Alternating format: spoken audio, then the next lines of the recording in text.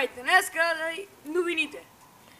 Ванка, докато караше с нас, си изпука гумата. И майка му го взе с колата и сега е с пионер 2000. И той е наред. Значи той е тъп, зарежете го. Ето с шахта, трябва да се махне. Да. Кажете го на Бойко Борисов. Бойко Борисов! Тази шахта трябва да се махне, иначе много хора ще умрат. 8 бой, също да махне. Бойко, може ли да махнете тази шахта? Не, е много опасна. Утвърждавам, опасна. Опасна. Махнах я! За всеки случай няма да падне никой човек. Да, ама се клати пак Бойко. Бойко, пак се клати, Бойко.